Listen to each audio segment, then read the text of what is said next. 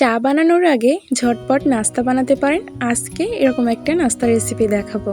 এই নাস্তাটি খেতে অনেক মজার, ওপরটা ক্রিস্পি আর ভেতরটা সফট। আসসালামু আলাইকুম এভরিওয়ান, সবাই কেমন আছেন? আশা করি সবাই অনেক ভালো আছেন। ডিম আর ময়দার নাস্তাটি সহজভাবে দেখানোর চেষ্টা করেছি, আশা করি ভালো লাগবে। প্রথমেই নিয়ে নিচ্ছি একটা ডিম। ডিমটা যদি ফ্রিজে থাকে অবশ্যই 1 ঘন্টা আগে বের করে রাখবেন। এরপর আমি দিচ্ছি 1/4 কাপ চিনি। চিনির পরিমাণটা বাড়িয়েও দিতে,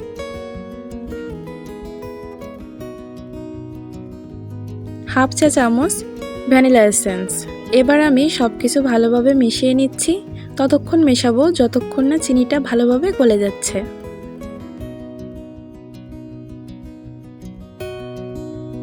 এ পর্যায়ে দিয়ে দিচ্ছি 2 চা চামচ সয়াবিন তেল। তেলটা দিয়ে আমি ভালোভাবে ফেটিয়ে নিচ্ছি। ডিম আর চিনিটা ভালোভাবে ফেটিয়ে নিয়েছি। এখন দিচ্ছি 1 কাপ ময়দা।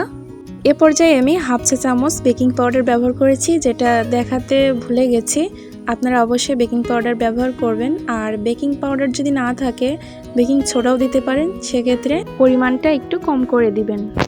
এখানে 1 কাপ ময়দা আমি একবারে দিইনি, অল্প অল্প করে দিয়ে ভালো করে মিশিয়ে নিয়েছি। আপনারাও একইভাবে মিশিয়ে নেবেন। ময়দার পরিমাণটা ডিমের উপর নির্ভর করে। ডিমটা যদি বড় হয় সেক্ষেত্রে ময়দাও একটু বেশি লাগবে, এজন্য বলছি 1 কাপ ময়দা একবারে দিবেন না।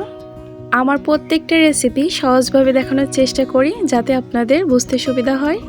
এমন সহজ রেসিপি পেতে আমার চ্যানেলটি সাবস্ক্রাইব করে পাশে থাকবেন, সাথে বেল বাটনটা অন করে রাখবেন যাতে পরবর্তী ভিডিওটা আপনার কাছে নোটিফিকেশন চলে যায়।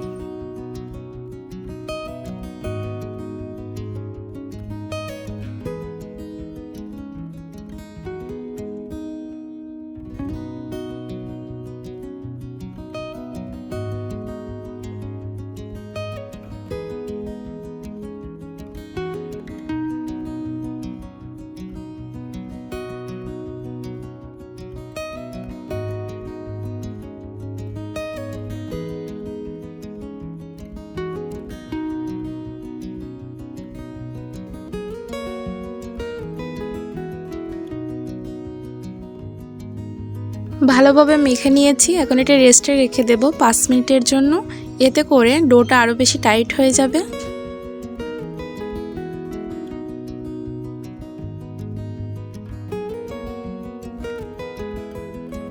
ফিরে আসছি 5 মিনিট পর। দেখতেই পাচ্ছেন ডোটা কিন্তু অনেকটা টাইট হয়ে গিয়েছে।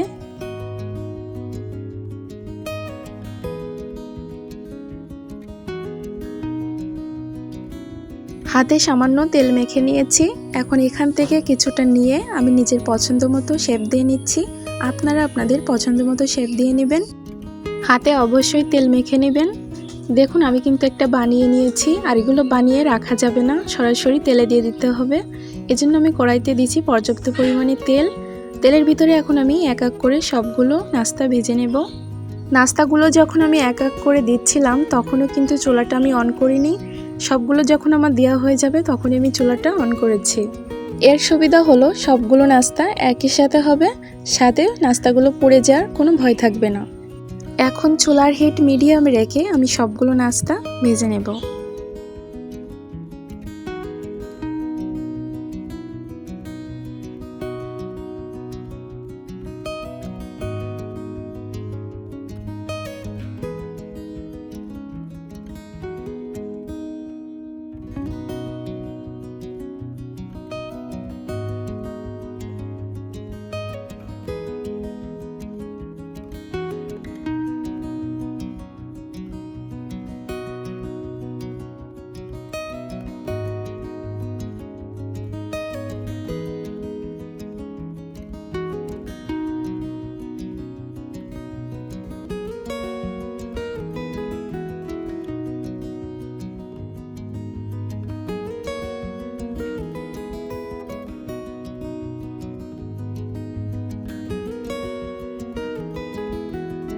নাস্তাগুলো আমি খুব সুন্দর করে ভেজে নিয়েছি। এখন এগুলো উঠিয়ে নিচ্ছি।